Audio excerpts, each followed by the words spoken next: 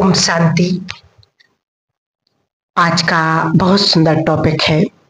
हम अपने घर को, हम जहां पर भी रहते हैं, अपने घर को महान तीर्थ बनाने का जो अब समय चल रहा है, इस समय को देखते हुए हम सभी तीव्र पुरुषार्थी बच्चों को यही करना है, क्योंकि बाबा विशेष माताओं को, बहनों को, भाइयों को यही बाबा ने कहा भी है मूल्यों में कि बच्चे अब समय है अपने घर को महान तीर्थ बनाने का, ताकि आने वाले समय में जब लोगों की भीड़ लगेगी, जब लोग भागते हुए दौड़ते हुए आएंगे कि हमें अपनी शरण में ले लो, हमें थोड़ा सा परमात्मा की दृष्टि दे दो, तो इस समय की मांग है।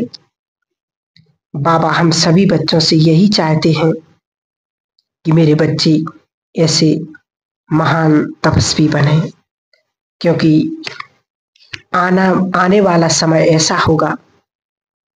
बाबा तो ये चाहते हैं कि आपके घर ऐसे तीर्थ बन जाए, जो घर के सामने से यदि कोई गुजर जाए तो उसे लगे कि घर तो सभी हैं, लेकिन यहाँ से गुजरने से मेरा चित्त शांत हो जाता है।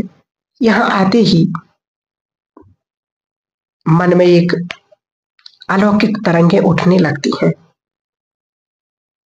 तो ये बहुत बार आपने बात सुनी भी होगी, ऐसा समय बहुत तेजी से आगे बढ़ रहा है। जब आपके घर में लोग आएंगे और कहेंगे कि हमें आप अपने घर का थोड़ा सा पानी ही दे दो, हमारा चित्त शांत हो जाए, हमें अपने घर में थोड़ा सा बैठने दो, आधा घंटा 1 घंटा, तो हमारी समस्याएं समाप्त हो जाएंगी। आप हमारे सिर पर थोड़ा सा हाथ ही रख दो, हमारे ऊपर नजर डाल दो, हमारे दुख हट जाएंगे। ये समय अब बहुत तेजी से आ रहा है।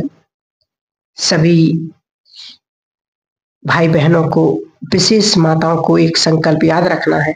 आप जरूर इसे ध्यान से सुने कि हम अपनों के भी काम आए और अपने भी काम आए,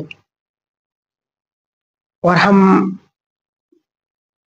अपने जीवन को, अपने समय को लगाते भी रहे सब।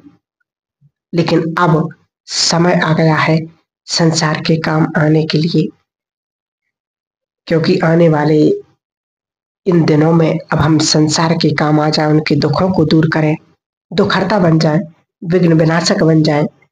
ऐसा समय अब आने वाला है, क्योंकि हर आत्मा दुखी है, परेशान है, टेंशन में है। कई सारे घर के, बिजनेस के, काम धंधे, कारोबार के इतनी टेंशनें बढ़ चुकी हैं। आज हर व्यक्ति परेशान है, दुखी है। तो उन सभी आत्माओं को सुख शांति की अंजलि देने के लिए वो सब हमारे पास आएंगे, तो वो कहेंगे भी कि आपने भगवान को तो पहचाना है, पहचानते थे, आपने भगवान से वो प्राप्ति कर ली, आप हमें थोड़ा सा ज्ञान दे दो, थोड़ी सी हमारे ऊपर दृष्टि डाल दो। परंतु ये होगा कब?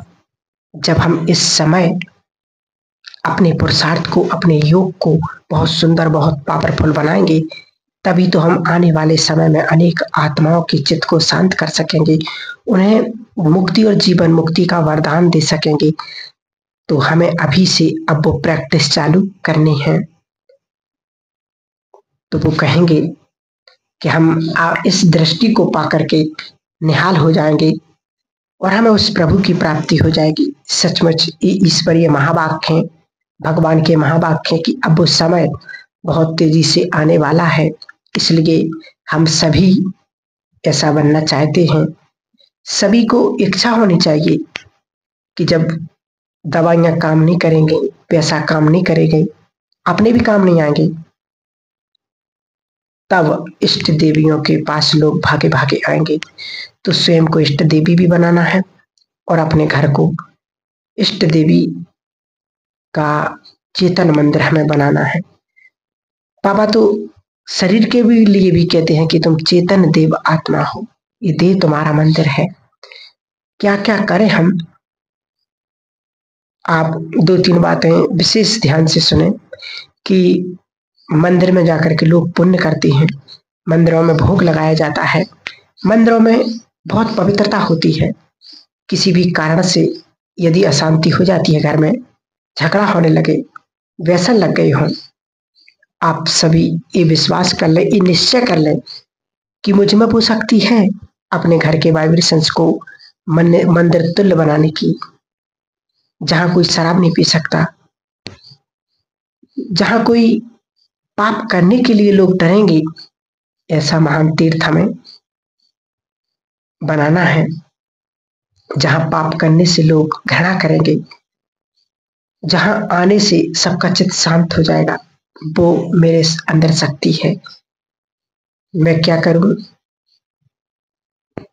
हम क्या कहते हैं कि मेरा योग नहीं लगता है या मुझे सब सहयोग नहीं देते हैं, ये सब बातें छोड़ो, अपनी शक्तियों को बढ़ाओ। सभी बाबा ने तो विशेष माताओं बहनों को टाइटल दिया है कि तुम शिव शक्ति हो, अर्थात जो शक्ति शिव में है वही शक्ति तुम में भी है। अपनी शक्तियों को याद करो, जागृत करो, अपने अंदर आत्मविश्वास जागृत करो। हम सब कुछ कर सकते हैं और हमारे अंदर वो शक्तियां हैं। और सबसे बड़ी शक्ति, सबसे बड़े भाग्य की बात तो ये है कि जो स्वयं भगवान है वो हमें इस समय साथ दे रहा है। तो हमें कितनी गर्व की बात है जब स्वयं भगवान जिसे साथ दे रहा हो उसका फायदा उठाएं। यही बुद्धिमानी है और यही समझदारी है, यही सद्विवेक है, यही सच्चे ज्ञान का प्रत्यक्ष प्रमाण है। भगवान जिसे साथ दे रहा हो उसका हम फायदा उठाएंगे, अपने घर को मंदिर बनाएंगे। सबसे पहली चीज, रोज अमृत बेला आप सभी के घरों में ज्ञान और योग का प्रकाश जगना चाहिए। घर घर में अंधकार बढ़ता जा रहा है, टेंशन, अशांति, कष्ट बढ़ते जा रहे हैं। आप अपने घर में सवेरे सवेरे ज्योति जगाएं, प्रकाश फैलाएं। कोई कारण नहीं देना है कि हम सवेरे नहीं उठ पाते,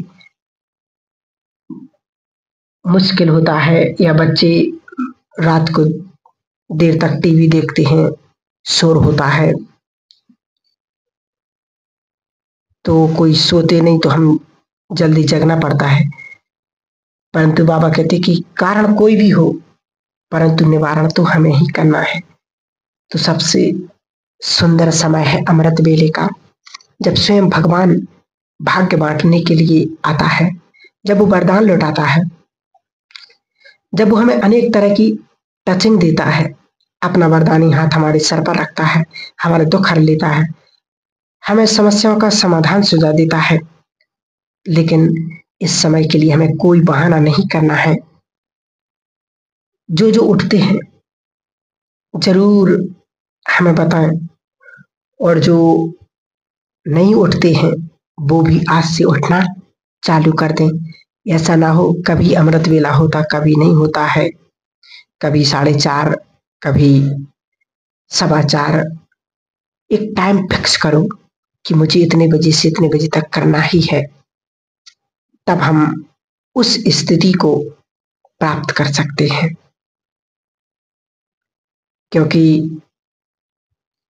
माताओं बहनों में तो विशेष और सवेरे का उठने का संस्कार होता ही है। सुबह से उठ करके अपने काम धंधे में लग जाते हैं। जब कोई अपने घर के परिवार के उठते हैं, पति, बच्चे, कोई भी,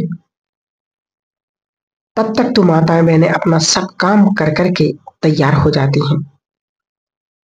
तो सवेरे हमें एक काम और करना है, सारे संसार को अच्छी अच्छी दुआएं दे दो कि बाबा आप हमें मिले, आपने हमें सर्व शक्तियों का वरदान दिया, सर्व प्राप्तियां करा रहे हैं।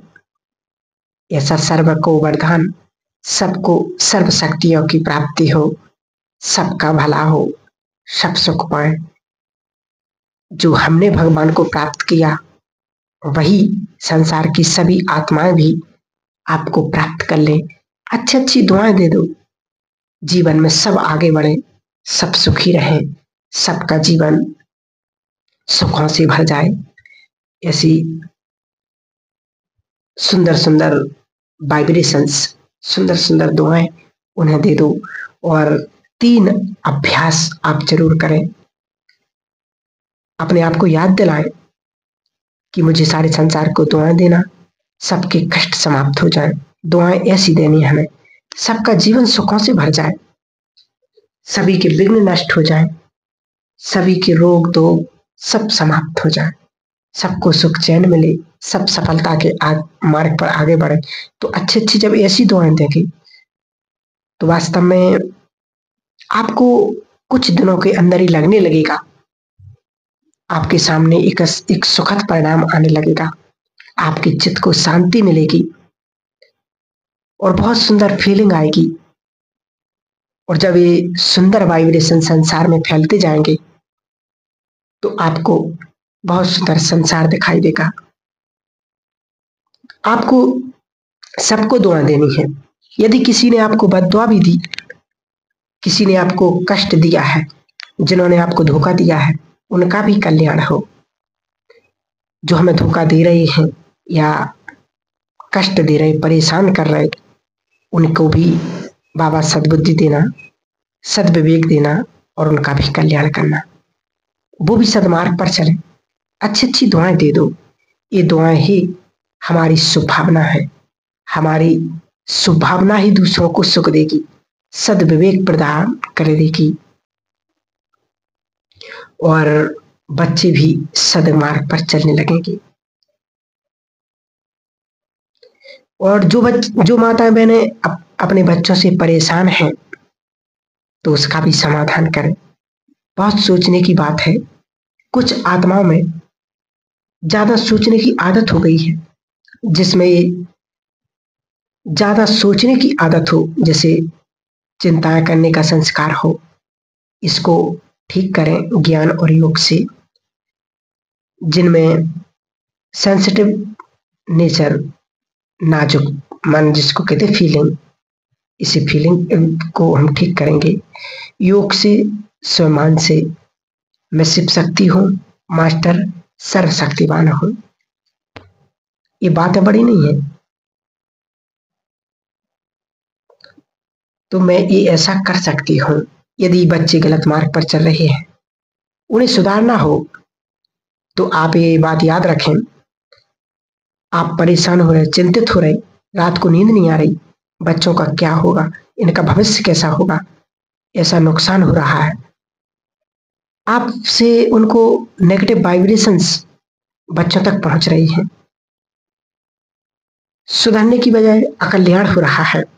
योग करो और शुभ भावना दो, अच्छी अच्छी दुआएं दो, उनके लिए अच्छा संकल्प करो कि इनका भविष्य क्या होगा। ये ना सोच करके ये सोचें कि मेरे बच्चों का भविष्य बहुत उज्जवल है, बहुत सुंदर है। जब इस संकल्प से हम करेंगे तो बहुत सुंदर अच्छी तरह से कर सकते हैं,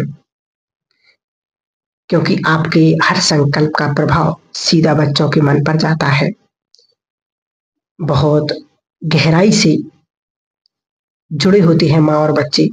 स्थूल बात छोड़ दें, प्रेम का प्रभाव बहुत होता है, लेकिन आपके प्यार में वो शक्ति हो। ध्यान दें, आजकल का प्यार शक्तिशाली नहीं रहा, इसलिए लोग कहते हैं कि प्यार में लोग कहते हैं ना कि प्यार में बच्चे बिगड़ रहे हैं। तो प्यार में आत्मिक सम्मान हो और निस्वार्थ भाव से स्नेह प्यार हो, क्योंकि उस प्यार में बहुत बल रहेगा। जो आप मुख से कहेंगे तो बच्चे आपके शब्दों को सम्मान देंगे। ऐसा श्रेष्ठ जीवन हमें बनाना है।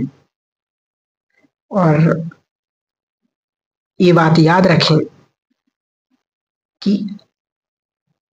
अभी तक यदि हमने भोग नहीं लगाया और या भोग लगाने के लिए ऊपर जाते हैं, अब हम ऊपर वाले को नीचे बुलाएंगे और उसको भोग जरूर लगाएंगे, क्योंकि अब परमात्मा को जो भोग लगाएगा, ये तो बाबा ने कई बार कहा ही है और हम सब सुनते आ रहे हैं कि भगवान जिस घर की दाल रोटी खाएगा उस घर को कभी भूखा नहीं मरने देगा।